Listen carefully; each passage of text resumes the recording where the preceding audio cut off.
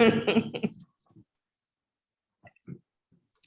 right, everyone. Thank you for joining us this afternoon. We're gonna go ahead and jump right on in to our meeting. And if we could do a quick roll call, Nicole.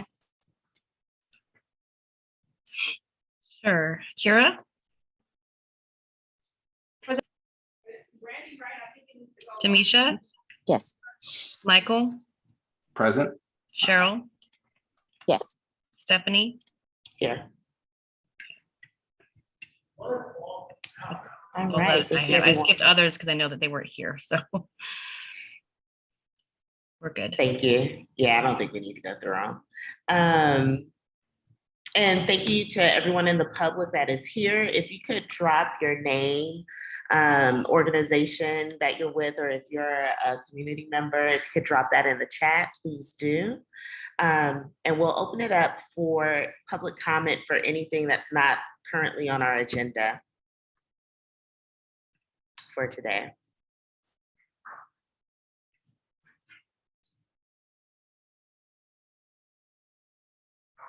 All right.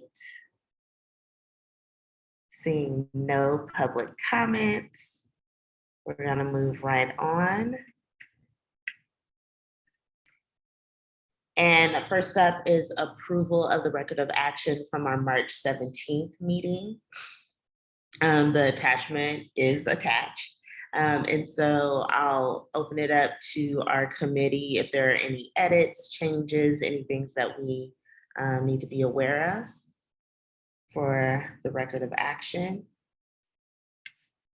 And if not, I'll ask for a motion to approve. I move that we approve the minutes. Thank you, Michael. And a second, please. I will second. Thanks, Kara. And if we could do a roll call vote. Did we open it up for public comment? Oh, thank you for the reminder. Are there any public comments on the approval of the record of action?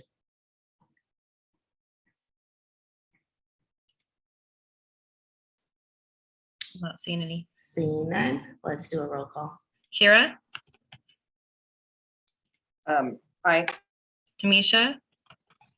Aye. Michael? Aye. Cheryl?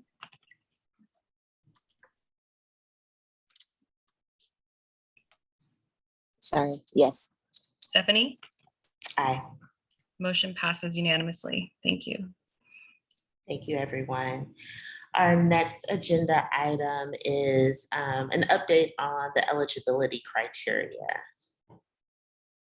So I will turn it over to Chris and the committee that's been working on that. Yeah, so really quick, I think we had a really good discussion. As you guys may remember, there are actually like 2 work groups that look at the eligibility criteria, and one of them has not been able to meet yet, which is why you all don't see it in front of you. I think my instinct is if we can't have that meeting between now and the next meeting, that because it's all going to come here for everybody to see anyway, we'll just move it forward, and it'll be on the agenda for next time. Certainly, you know, I also hadn't anticipated that we wouldn't end up having last month's meeting, so I would have anticipated that by now we were ready to talk about it. But in the interim, and I will, you know, invite Michael, who's with us, to, you know, give any feedback or comments that he would like to give. But I would just say, so far, I think the conversation has moved forward really, really well. A little surprised, honestly. I want to try to, I want to be as measured as I can with what I'm about to say. But like, for me, I do this kind of stuff all the time, right? It is literally my day job in a bunch of different places. And so being able to talk to an assistant DA and say, well, where are you willing to start, right? or like what's negotiable or what can we talk about, and have them actually answer that question and be willing to like have a conversation about that and to begin to look at things and figure out where there's room to maybe do something different, like actually getting to that step without having to, without needing a consent decree or something else or crazy like public pressure is amazing, right? Just the fact that we were able to do that. And so I think the conversations have been really good. I think, where we stand currently, even without the second work group being able to look at what we have just yet, but hopefully, we can schedule that soon. I think we're in a really good place with it. And I'm just really appreciative of Simon and his work on this and how it's been moving forward so far. And we'll be looking forward to seeing what, the other work group thinks, as well as what feedback you all have next month when, one way or the other, you will see what the criteria in terms of exclusion from diversion eligibility in the county look like. So again, I'll invite Michael if you wanted to share anything.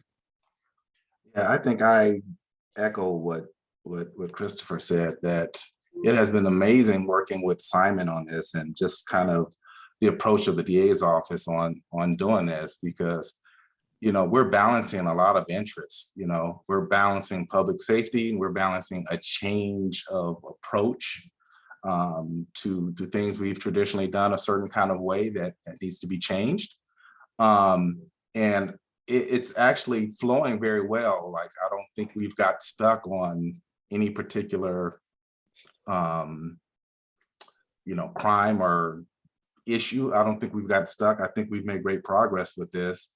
It's not going to be perfect, but it's something that, that we'll be able to bring to the bigger group to make final decisions on. And I think it's shaping up very well. And again, I am just, it's refreshing to work on this committee that I feel like we're actually being productive and we're actually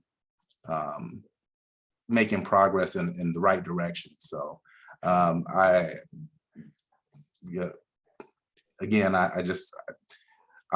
loved the work that we've done so far. So still got a ways to go. And I think the body will make a final decision on everything, but I think we'll have something that's well thought out and well talked out. So thank you.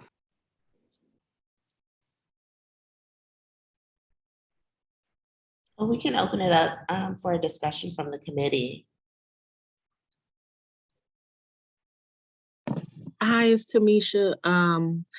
Mr. James, yes, that email has been sitting in my inbox. I definitely plan to respond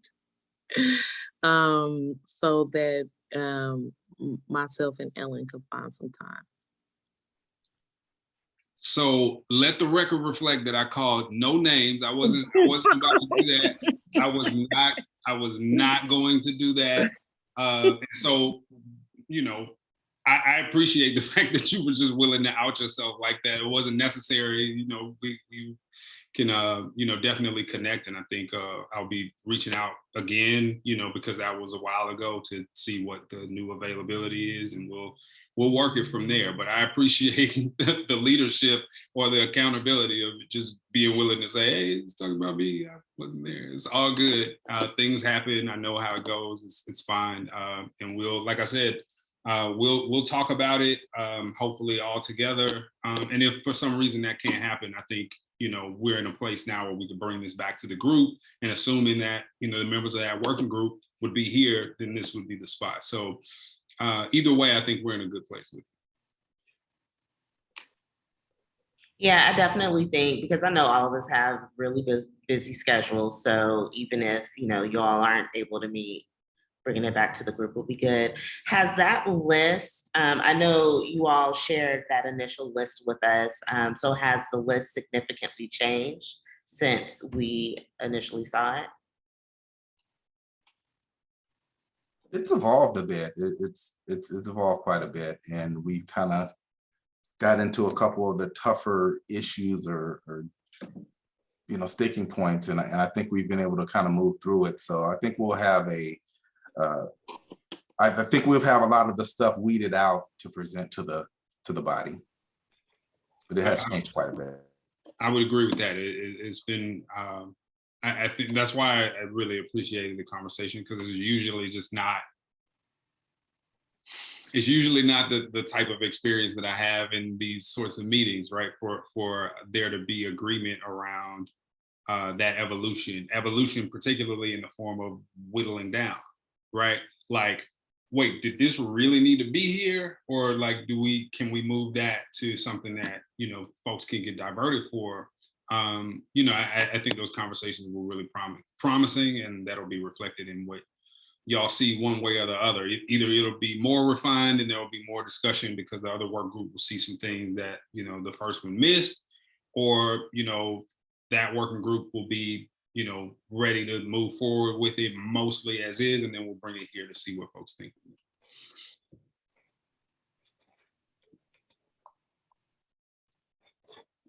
Any other questions or comments from the committee?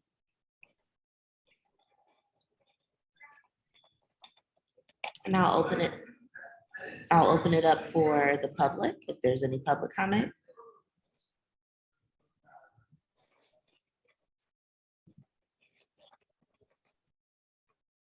All right. Well, seeing none, we will move on. Thank you all for the work that you're putting into this, and looking forward to diving in deeper to it at our next meeting. Okay, so next up on our agenda is our discussion around Objective 5 of our work plan and school discipline. And we really wanted to start getting into starting to kind of map out and think about and brainstorm about some of the resources that are out there, not just looking at West County, but also looking at some of the other districts that are in Contra Costa. And one thing I meant to share this because I know not everyone has seen it, but the Juvenile Justice Coordinating Council, the report that they put out, they found that there were specific school districts that seem to be funneling more young people through the system and in Mount McKinley. And so I think it was about 5 districts. And so at some point, I do think it would be good for us to look at those districts a little bit deeper. One of them was West Contra Costa, but I just wanted to throw that out there. And at some point, I'll find the report and so we can send it out to folks. But I'll turn it over to Chris now so that we can do the Jamboard exercise. Thank you. So before we get into that, really quickly, I will just say that my last sort of conversation with LaShante, right? If you all remember a couple meetings ago when LaShante stepped in representing West Contra Costa Unified, and we talked about sort of what school discipline looks like from her lens, what some of the issues or barriers may be, and she wanted to develop something like focus groups to directly engage young people about what's missing, what programs or programmatic needs or services needs they have, or gaps that we should be filling. And so I was reaching out to her, following up on that, and she asked essentially if I felt like this group would be ready to move forward with that before the end of the school year. And I was like, okay, so you mean probably before the June meeting? No, I don't think so. I think we need more time than that. And also, you know, what we're wanting to do, right? That's one school district in one region or area of the county. And, you know, we're not the West Contra Costa, our job, or you guys are not, right? Like it's about the entire county. So part of what we want to do with this Jamboard there are 2 main objectives with it. Just hearing back from all of you guys in whatever capacity, whether it's your professional capacity, it's your resident capacity, it's your parents' capacity, or whatever the case may be. One, wanting to get a sense of, if there are successful programs and services or organizations out there that are doing good work in these in schools that you're aware of that may need to be expanded or that we may need to be trying to support, trying to figure out what those organizations are, who those folks are, and what those programs and services are. And then the second objective is, so we have LaShante from West Contra Costa Unified. I think Tamisha, among others, have brought up, that we don't just want to be responsive to what's going on in West Contra Costa when it comes to school to prison pipeline, but we want to spread out, to spread the love, so to speak, to the entire county. So thinking about other people that we should be reaching out to and maybe having in these meeting spaces as we think about and start trying to build out some way to engage students directly about what their needs are, and how to mobilize that once we get a little bit of insight as well. So if there are folks that and obviously this is a question that we can also pose to, say, Lynn Mackey and Becky Kashikis, among others, but wanting to get a sense of who some of these folks are throughout the county, who could serve in that role in different regions of the county, right? In the same way that LaShante is working with us, or that we're trying to build that partnership for determining student need and responding to it. So that's essentially what we're trying to do with the Jamboard. So you'll see that there are 2 pages to it. They're both labeled right at the top, so I think you'll have a sense of what they are. And I'm just gonna pull up the link for you and put it in the chat.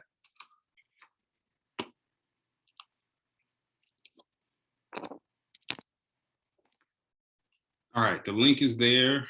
Anyone can click it. Anyone can insert information as necessary. And if this particular group feels like you have a limited amount of information or insight, then again, we still have options in terms of I think I need to change permissions on this really quickly so everybody can use it. That always comes up with these. Give me 1 second. Sorry about that. But like I was saying, if folks here feel like this isn't the right place, or you don't have enough information to sort of respond to these prompts, then what we can do is make sure that we're talking to Lynn Mackey, Becky Fashiki's, other folks at the County Office of Ed, to figure out which directions they might point us in. And I think everybody should have access now. So if you were having issues before, please try it again and let me know if we need to do anything else. This might be one of those meetings where we wish we had some background music to play while folks are thinking and typing stuff. But as I see things, I'll call them out, maybe look for people to expound if there is, anything to expound on, so that we can sort of keep the conversation going. And I may share a screen really quickly based on what's there, just to make sure we can all see it. You guys will be able to see it, but folks who are just looking in the meeting wouldn't know what's there. Chris, I'm not sure about anybody else, but I can only have view only as an option. I can't add anything. Thought we had taken care of this, but thanks for pointing that out. All right, permission updated. Trying this again. Sorry about the hiccups with that. And Stephanie, if you can let me know next time you give it a shot, if you can actually edit. I can edit now. Cool. Thank you. Yeah, so now we really need background music, because y'all need an extra seconds before anything's gonna show up on the page. That's fine.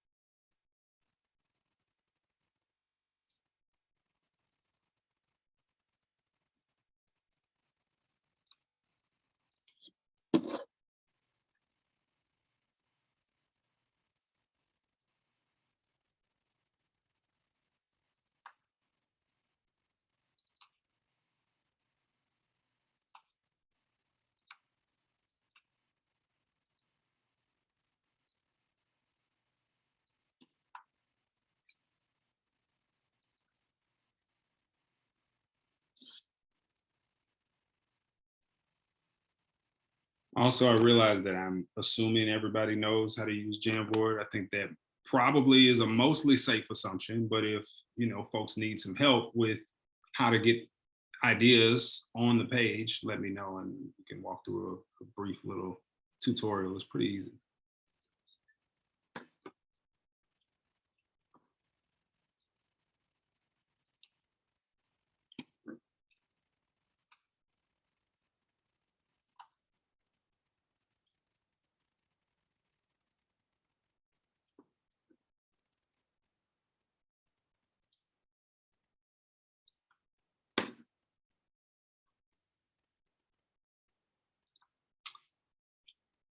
Somebody put New Life Movement in West and one day at a time in East. I think, as a person who is, in Oakland, right, working out of Oakland, right, and so is less familiar with, various programs in the county, there might be a number of these that I haven't heard of already. Those stand out to me as, programs that I'm unfamiliar with. So wondering if the brave soul who put that on the page wouldn't mind speaking a little bit to what those programs are and what they do.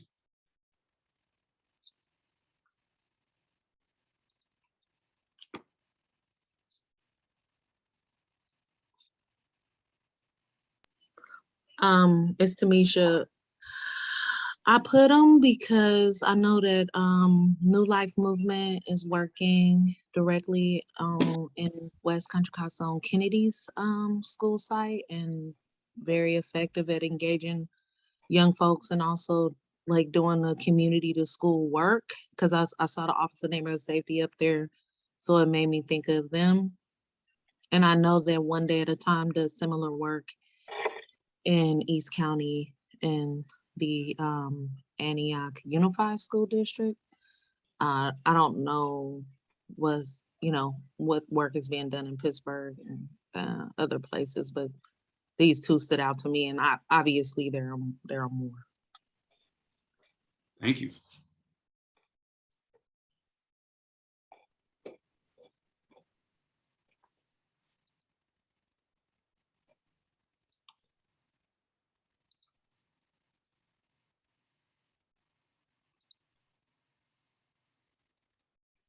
As I'm looking at these, I'm realizing that,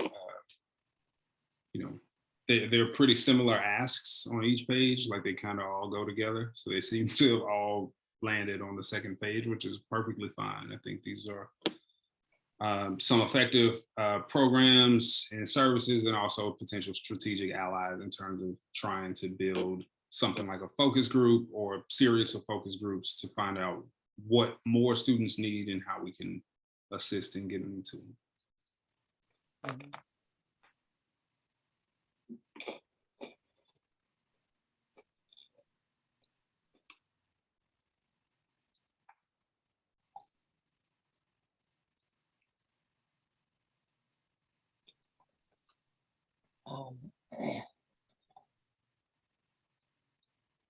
What is can somebody tell me what COBs?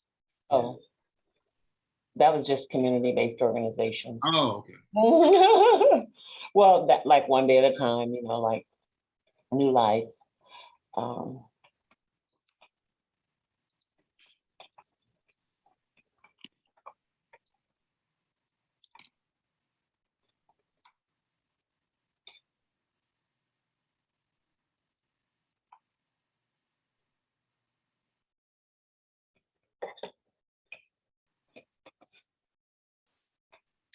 I see superintendents and principals listed, which certainly makes a lot of sense for this.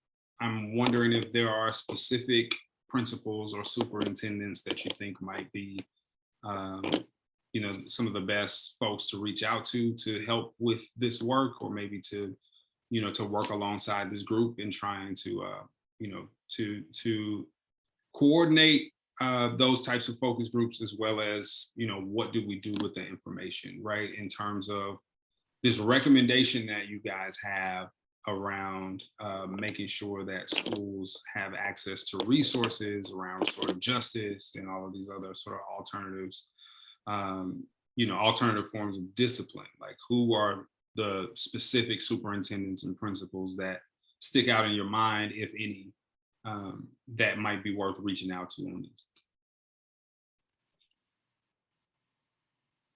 And it's fine if you don't want to say the name out loud. You could also just make another sticky note and put their name in there if you have somebody in mind.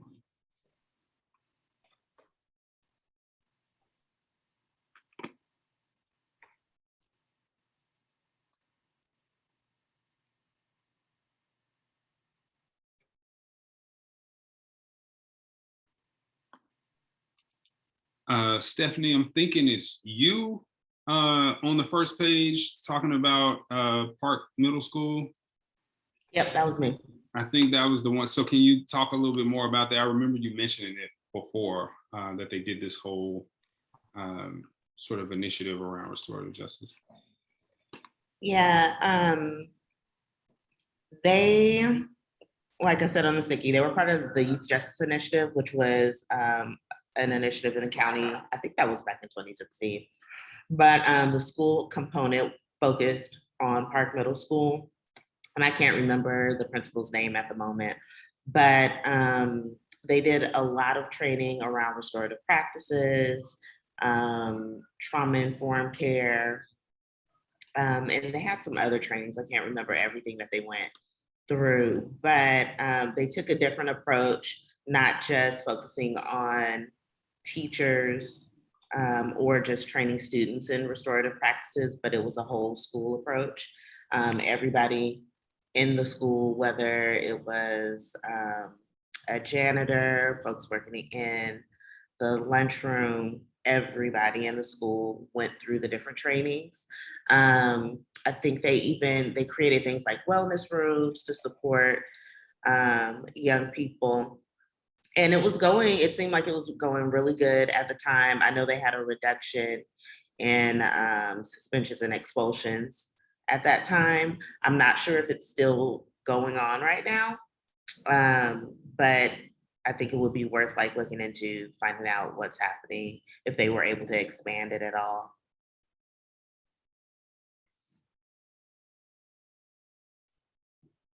Thank you. Certainly, if anybody is familiar with Park Middle School, or officials in education in that part of the county, and might recommend some names or contact information for folks who might know about this particular initiative, that would be helpful. I know Stephanie just mentioned that.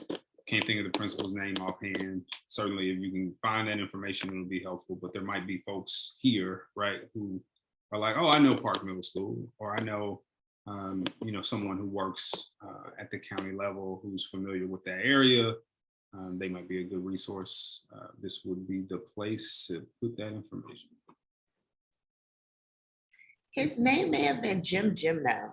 That for some reason that's popping up for me. But I want to say maybe his last name was Gymno. Don't ask me how to spell it. Okay.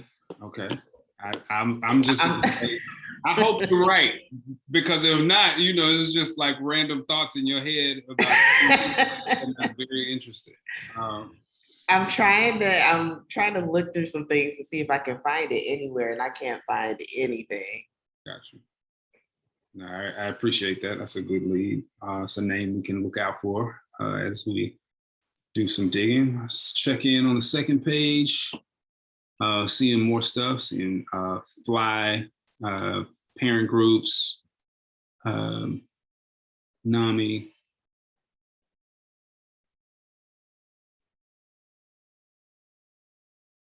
I'm not going to, I don't see a need to drag this out. If folks feel like they've, run the gamut of their contacts, knowledge, and information at this point, then we can move on to the other parts of the agenda. I'll give a few seconds to see how that lands on folks, see if I can get some nodding heads or thumbs up that folks feel like they've contributed what they have and we're, ready to continue on. Not hearing any objections, certainly, to moving on. that being said, I will stop sharing the screen. Certainly, that Jamboard is not going anywhere, right? If that link is still open, if you think of something, you can always put it there. So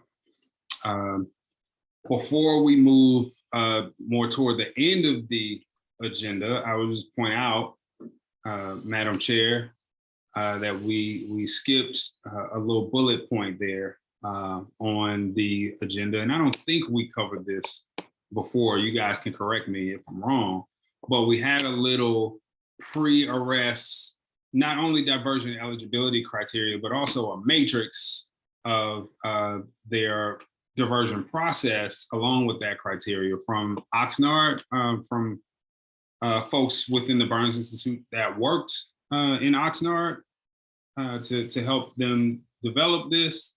And I just think it's important, or at least a decent model to show you all, because one of the questions that we've come up against as we've been working on this eligibility criteria over the last several months is, well, what kind of diversion are we talking about, right? At what point in the process? And so this is a model that is specific to pre-arrest diversion, which of course means, that some level of action can be taken without a person actually being brought into custody right there. And so, I mean, it's a very effective sort of place to start, or potentially a place to think about when we're thinking about what sort of diversion and at what point in terms of entry or deeper penetration into the system we want to focus on. Certainly, eventually, this group would want to cover as many points along the continuum as possible, but this is a model that speaks to pre-arrest diversion. And Stephanie, I want to make sure that I'm not speaking out of turn. I'm looking at your face and I'm like, am I looking at the wrong agenda, or do you see what I'm talking about? Okay. All right, cool. No, sorry, a text came through. No, it's all good. All good. You guys, and like accountability and honesty today, man. You guys are just I appreciate it. It's very refreshing. No way I would have told anybody, yeah, I was looking at the text right now, I'm sorry. But we will get to sort of what this matrix looks like. I'll just bring it up in the agenda and share my screen, unless anybody else wants to get to it first. Okay. I wish I could close this part so you guys can see it well, but I think you all can see it fine. Okay, so what you see here is essentially in Oxnard, their police department has 3 tiers when it comes to offenses and pre-arrest diversion, right? Tier 1 being warn and release, no citation, no referral to CBO services, but you just, give a person a warning about whatever the infraction or offense type may be, and you move along. Tier 2 being warn and release with referral to a community-based organization or CBO services, no citation, voluntary participation with that CBO, but at least there's a direct referral, based on whatever incident occurred in the field. And then there's tier 3, which is direct referral to CBO services. Citation is written on tier 3, but placed on hold, for completion of the program, at which point, no further action is taken on behalf of, say, law enforcement or at the court level, right? And so what they've done, right, is not only sort of thought about what, offenses they wanted to include or exclude, but also like where in this matrix or where on the spectrum of severity and thus, response from law enforcement each offense type should go. And so like all of them fit into, one of the 3 categories in terms of eligibility for pre-arrest diversion, and then whether to warn and release, whether to warn and release with referral, or whether to write a citation pending the referral and the CBO services playing out. I would just point out, because it's not like we have to look at all of this, right? That violations of probation, right, because they were not pre-arrest eligible, even though they're here, there's nothing there because they just, they're basically not applicable to this particular matrix. And so this is, this is the matrix that they developed. This is not something that you necessarily have to do. I'm certainly not trying to make more work than we already have as a group in terms of, the list of excluded offenses coming together quite nicely. But in the event that pre-arrest diversion becomes a focus, then you may start to think about, if you have these various options to work within as far as pre-arrest diversion, if that's a place that folks want to focus. So I will pause to see if there are any questions or any feedback about this. Stephanie, I see you coming off mute.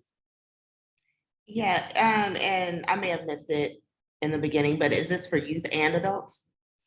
That is a good question. I think that these are all youth specific because I think the work that was being done in Oxnard was specific to youth. The Burns Institute used to specialize just primarily in youth work before, several years ago, beginning to take on, adult-based systems as well and doing the same work. So I think at the time that this was made, this was a youth-based contract. And I would then my agree other, with that, Chris. Oh, sorry, Stephanie. I would Oh, go agree with ahead, that, Karen. Chris, just based on some of the codes they're using. They're using Welfare and Institutions Code. They're using 777, 601. So all of those are juvenile. I mean, they can be adult codes, but the WICs are all juvenile codes. So I would go with this is juvenile focused. Thank you. and then my other question was with the referrals to the CBO services. Do you know if, so let's just say that they did participate in the services, were they then given the citation, and then do you know what happens So with the case? you're saying if a citation is written but placed on hold pending the services and they complete the services, what happens? And they do not complete the services? Oh, and they do not complete. Okay, that is a good question. So my thought based on the information that I have would be that, that citation may well have gone forward at that point. But what I can do is follow up with folks who may have more direct knowledge and come back next meeting with a better answer for you. Kira, I see your hand is up. Yeah, so my thought is that it would be forwarded to the probation department for a decision to be made by the probation department how to move forward, and that can be done in a multiple of ways. Again, just kind of keep working with the family without internally, and then other options are depending on what's going on with the family or whatnot. We could refer it to the DA's office for them to decide how to move forward if a petition is worthy of filing or not. So usually that's what happens with the citations, is they automatically get forwarded to us. Thank you. Stephanie, any thoughts or any feedback there, or questions about that process? No, thank you. Thank you, Kara.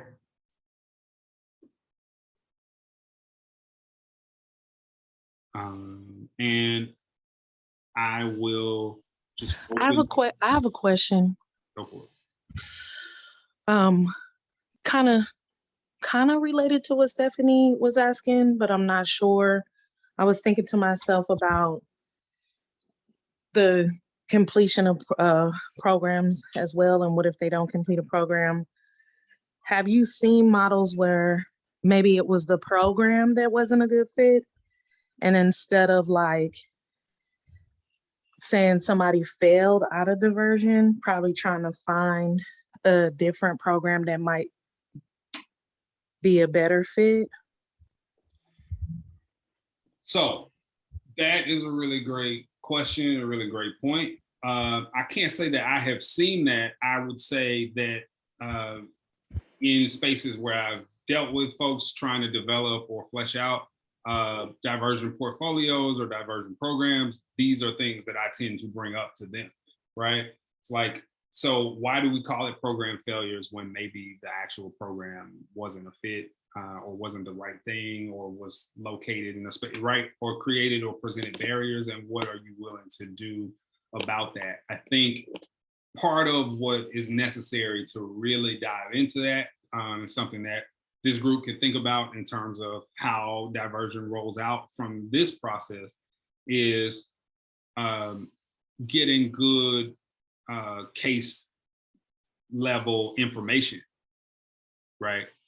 So if you have young people participating, obviously without, having, access to private or personal information that is not necessary, but like getting a sense of, or even, a survey, whether a person successfully completes or not, just getting a sense of what happened and what went wrong, and trying to figure out if indeed the issue was the program and whether or not there's a program that's a better fit or some other step that can be taken rather than sort of pushing that citation along, which is certainly the last thing that we want to see happen, if at all possible.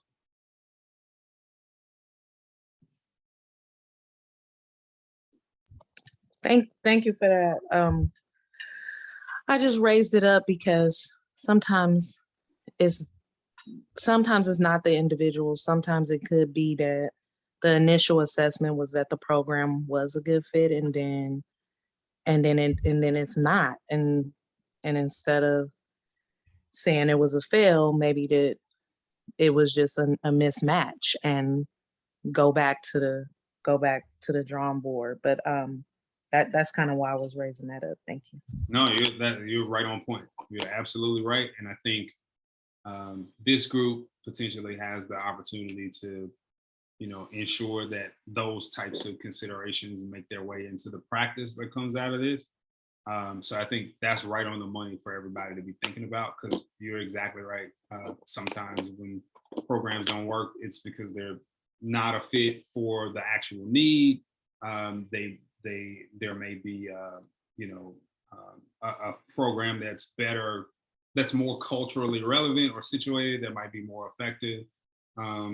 There are any number of factors that contribute to that. And so again, making those other options available, or being willing to at least take a second look before, having someone go deeper into the system is always going to be the right. Any other questions or feedback from the committee before we move on to public comment on this? I don't see any, so I will open the floor for any public comment on this type of matrix or any of the discussion that we've had about it up to this point.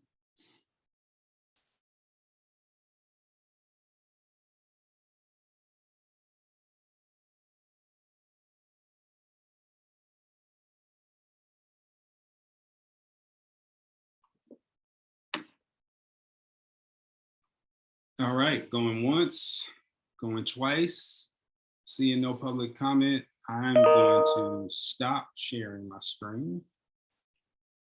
And I think that, Madam Chair, may take us to next steps and closer to the bottom of the agenda. Thanks, Chris.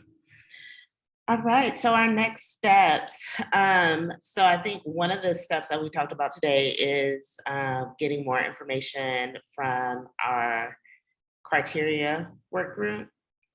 And we'll be able to look at that in more detail at our next meeting. I think it would be good because I'm not really sure what would be helpful for the group, but even around like the work around Objective 5, what would be good for us to kind of move that work forward? or what do folks think that they need in order to move that work forward?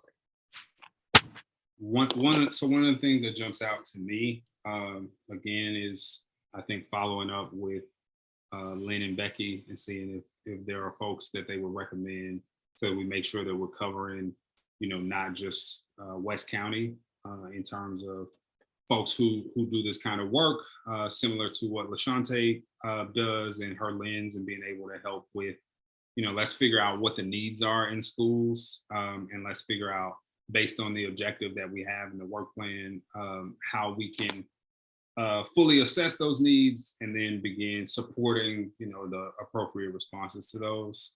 That's a big next step, as well as, figuring out if Jim or whatever you said is a real person that we can reach, and as well as many of the other folks that were listed here.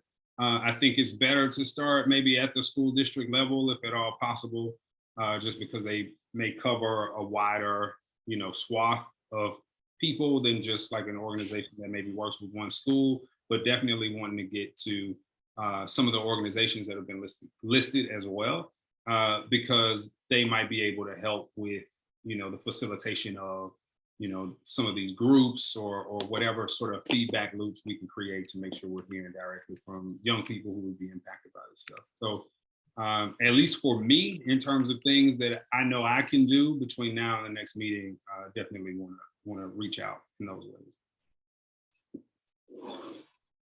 I just looked at his first name is John, but it is Jim No's his last name. Nicely done. I'm glad that wasn't just like floating around. Like I just picked a random name out of my head.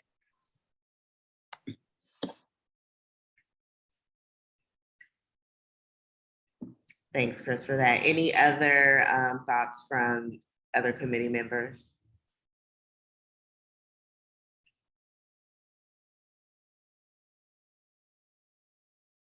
And, LaShante may know some of the folks in the other districts, so it may be good to connect with her and Good see call. who she may know. All right. Well, thank you everyone for joining us today. Our next meeting is June 16th. So I hope everyone can be there or be here on Zoom. And thank you all for attending. Have a wonderful weekend, and we will see you soon. Meeting is adjourned. Thank you, bye. Thank you all. Bye.